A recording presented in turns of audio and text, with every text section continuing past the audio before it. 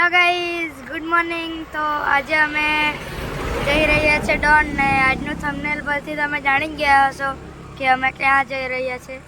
ચાલો તમને બતાવું ડોન કેવો હોય છે.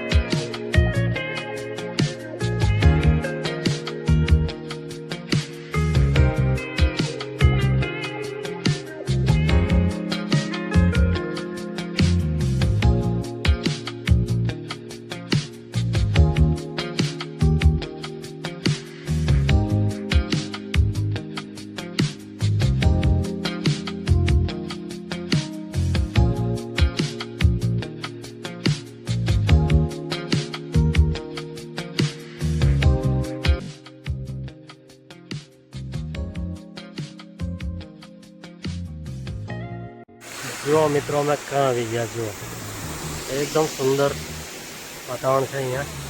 અને આ જુઓ વોટરફોલ જુઓ. એકચ્યુઅલી આ આહવા જતા સરસ મજાનો ધોધ પડે છે અને શિવઘાટ કહે છે. તો મિત્રો, અમે જ્યારે આ ભૂલું જેવા નાના હતા ને ત્યાં અહીંયા કંઈ જ નહીં હતું, મંદિર પણ નહીં હતું, કંઈ નહીં હતું. તો પછીથી આનું નામકરણ થયું શિવઘાટ. કારણ કે 20 વર્ષ પહેલાં કંઈ જ નહીં હતું. ખૂબ જ સરસ હરિયાળી છે અને લોકો અહીંયા એન્જોય કરે છે. તો મિત્રો, આપણે જુઓ જંગલ જુઓ, ભરપૂર જંગલ છે અને જંગલી પ્રાણીઓ પણ હશે. કારણ કે જુઓ અહીંયા પણ આ દૂધનું પાણી નીચે પડે છે. જુઓ, બહુ જોરદાર છે મિત્રો. અને એકદમ ગાઢું જંગલ છે. જુઓ, જસ્ટ આ જુઓ, એકદમ જોરદાર. અહીંયા આપણી ગાડી પડી છે એટલે ભોલુભાઈનું ફોટો શૂટિંગ થતું છે.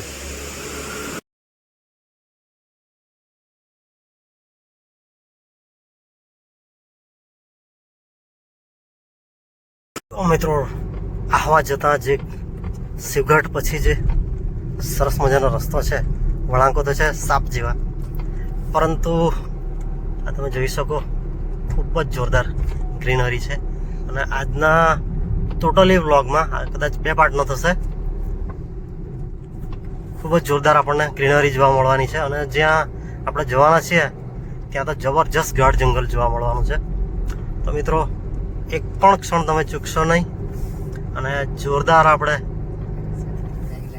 અમારી સાથે જોડાયેલા રહેજો. એકદમ જોરદાર સીન જોવાના છે. હવે તમને ગોગલીનો ઘાટ બતાવું છું. જો મિત્રો, આ ગોગલીનો ઘાટ છે અને બાજુમાં ગોગલી ગામ છે. તો આપણને અહીંયા ખૂબ જ સરસ સીન જોવા મળે છે. અને અહીંયા થોડો ઘાટ ટફ છે. એ નવા ડ્રાઈવરો હોય, નવા બાઇક રાઇડર હોય, એના માટે થોડું ટફ પડે તેવું છે. કારણ કે પ્રોપર ગિયરમાં જ અહીંયા ગાડી ચલાવવી પડે. તમે ગિયર જોઈ ગયા તો અહીંયા હવા એટલે આખા હવા ડાંગના જે રસ્તાઓમાં તમે ગમે ત્યાં તમારી ગાડી ઉતરી જાય, સ્લીપ મારી જાય થવાની પૂરેપૂરી સંભાવના.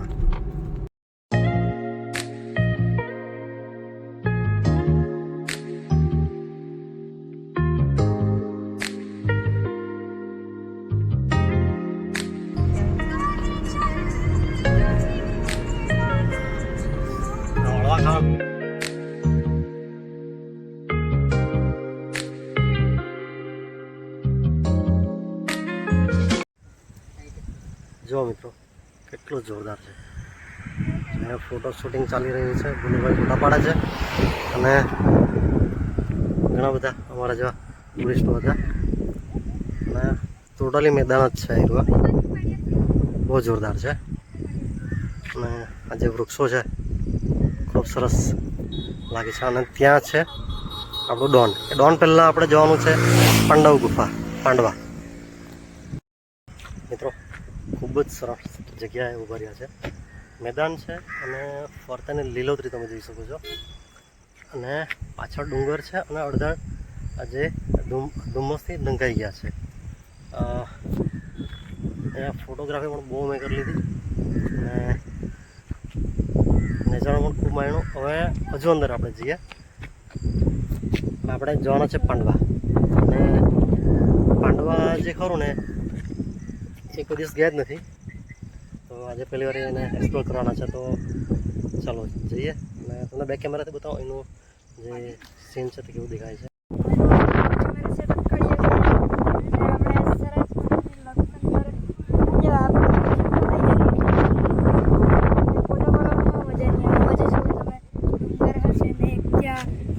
પડી રહ્યો છે ત્યાં અહીંયા છે ને ડુંગર પર એક સરસ મજાનો વોટરફોલ છે અને સીન કેવું છે બોલું? બહુ બધા લોકો ફરવા આવ્યા છે. હવે અહીંથી છે ને પાંડવા ગુફા જઈ રહ્યા છે. ચાલો તમને બતાવું કેવી હોય છે.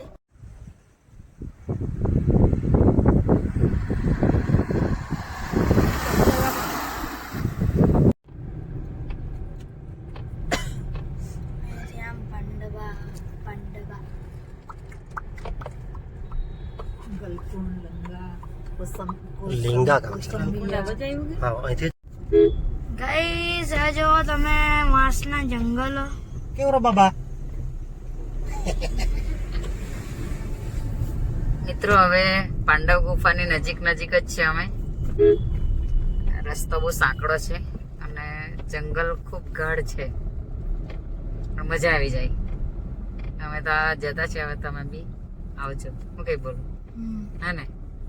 એક વાર તો જોવા આવવું જ જોઈએ. હવે જોઈએ કેવું છે ને કેવું નહીં મળે દે. તમને બી બતાવીએ પછી હે ને.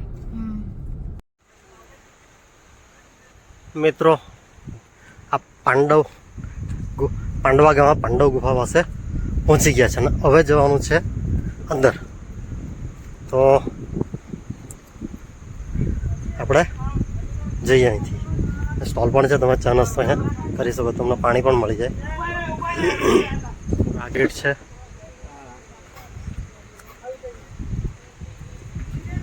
સરસ મજાના પગથિયા છે એટલે તમે અહીંયાથી તમે પગથિયા દ્વારા જઈ શકો. અને ટોટલી આજે છે કુદરતી વાતાવરણમાં છે, તમને ગમી જાય એવું છે. તમે ચોમાસામાં તો આવી જ શકો, પરંતુ અહીંયા તમને શિયાળામાં પણ મજા આવી જાય, ઉનાળામાં પણ મજા આવે. આપણે અહીંયા શિયાળામાં આવવાની કોશિશ કરશું. જો મિત્રો આપણી પાછળ આગળ ઉપર નીચે બધું લીલોતરી મન પ્રફુલ્લિત થઈ જાય. તમે ભાગદોડ ભરી જિંદગીમાંથી તમે આવો ને તો પીસફુલ લાગે, તમને શાંતિ લાગે. અને સામે જો સામે સરસ મજાનું પાણી વહી રહ્યું છે અને અહીંયા જ છે આપણી ગુફા. હવે એકચ્યુઅલી ખરેખર પાંડવો રહેલાનો કંઈક અવશેષો છે કે નહીં તે આમાં આપણે શોધીશું, કારણ કે કોઈનો કોઈ રહ્યું હોય તો એની છાપ તો કંઈ મૂકી જ જતા હોય છે. એકચ્યુઅલી આપણો ભારત દેશ છે એ બૌદ્ધનો દેશ છે, તો એ પાંડવોની સંસ્કૃતિ પહેલાં બૌદ્ધની સંસ્કૃતિ હતી.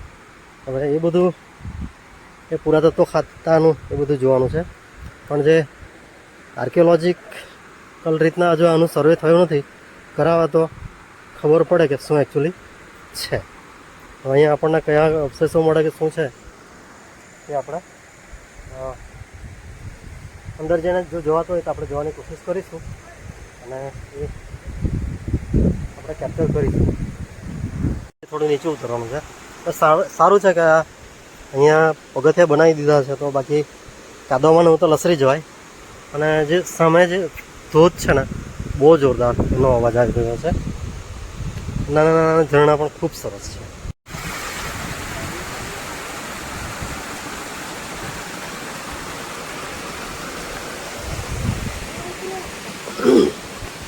આપણા પગ પણ ઓટોમેટિક અહીંયા ધોવા જ જાય. અહીંયા પગ ધોઈને જ જવાનું. મિત્રો બહુ જોરદાર સીન છે અને પબ્લિક પણ બહુ ગાવાનું છે.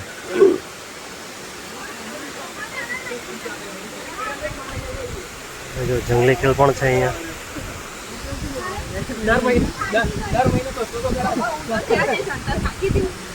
જો મિત્રો આપણી સામે જોરદાર વોટરફોલ.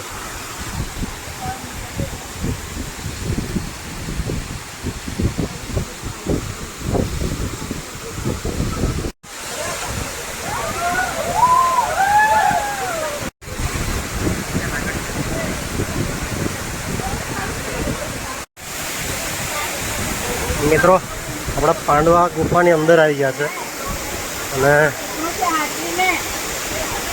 જોઈએ આપણે અંદર શું છે તે. બાકી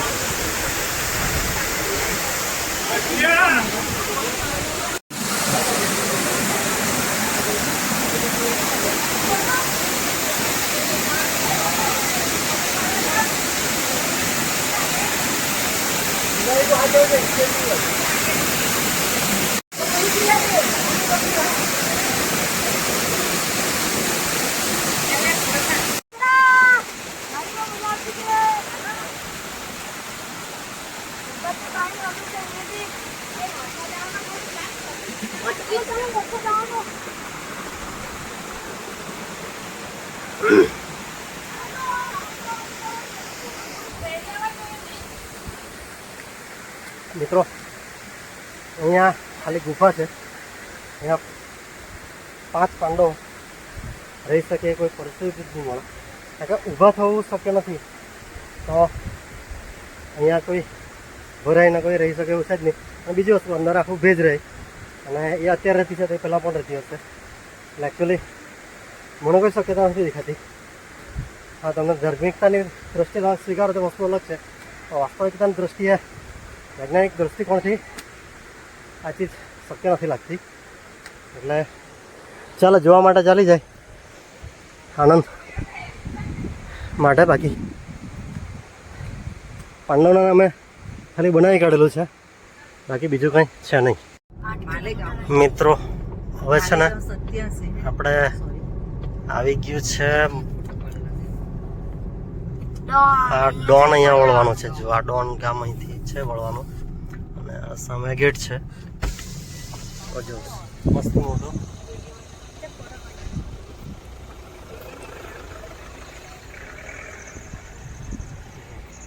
મિત્રો અહીંથી મેઇન રોડથી 8 કિલોમીટરની ચઢાઈ છે અને તમારી ડ્રાઇવિંગ સ્કિલ સારું હોય તો જ તમારે ચલાવજો. બાકી કોઈ અનુભવી ડ્રાઈવર લઈને આવજો. બાકી અહીંયા બાઇક ને કાર તમારી સારી જ જોઈએ અને બ્રેક સારી જ જોઈએ તો જ તમારો મેળ આવે. બાકી તમને બતાવો રોડ બહુ ટફ છે.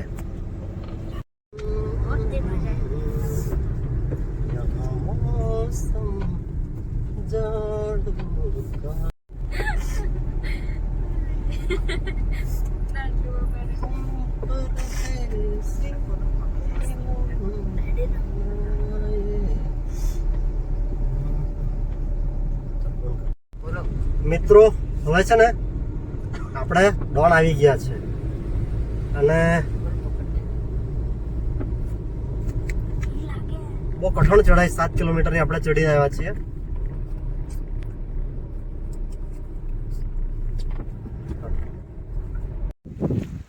મિત્રો આપણે ડોન જે અહીંયા કેટલું ખાસ મળે નહીં પણ અહીંનું સીન જોરદાર હોય છે તો એ જ આપણે જોવા જઈએ છીએ.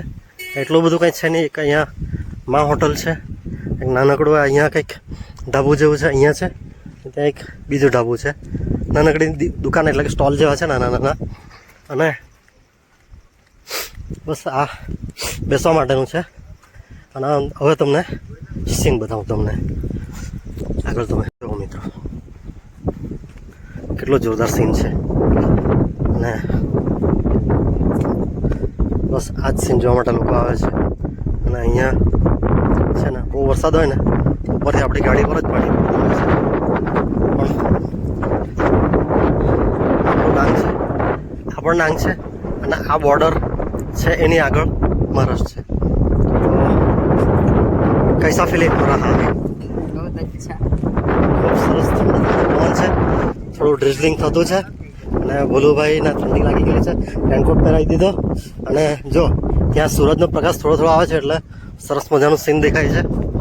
અને અમારા અહીંયા કોઈ અહીંયા પણ એક સ્ટોલ છે, અહીંયા બેઠા અને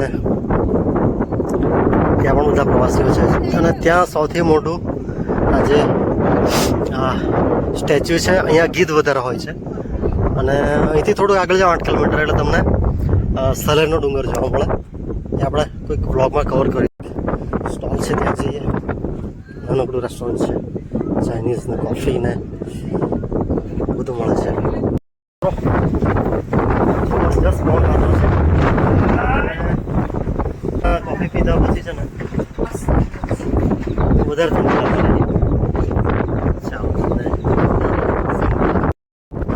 આ રસ્તે આપણે આવેલા હતા બરાબર. અને નીચે મોરજીરા ગામ છે, ચીખલી ગામ છે, ત્યાં સરિતા ગાયકવાડનું ગામ છે.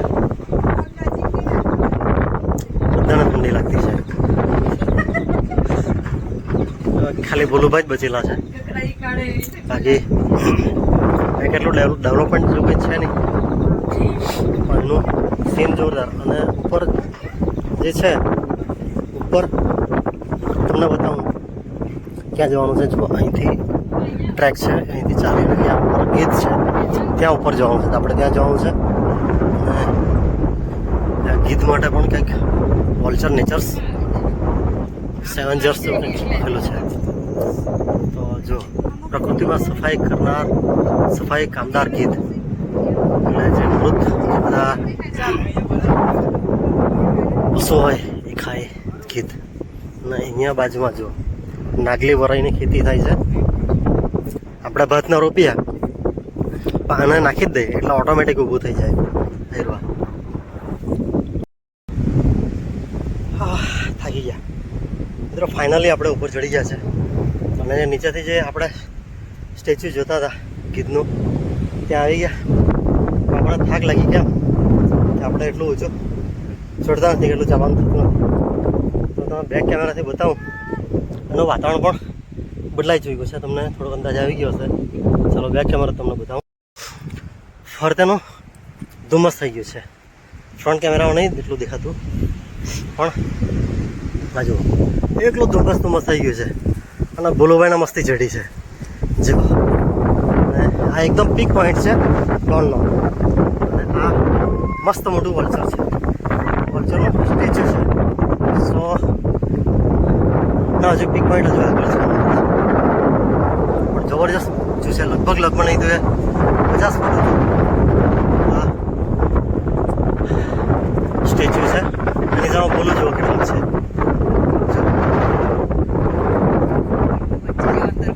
હા, ગીધનું બચ્ચું જેવું ભરાઈ ગયું. જો આ બોલું કેટલા, એની સામે સ્ટેચ્યુ કેટલું છે તે જુઓ. આ ગીધનું નલ્લું બચ્ચું છે, તમે જોઈ શકો છો. અત્યારે જન્મ થયો છે.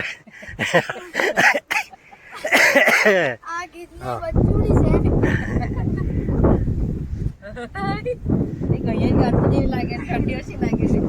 એકદમ સરસ મજાનો ફોન થઈ ગયો છે. અને નીચે ખાય છે.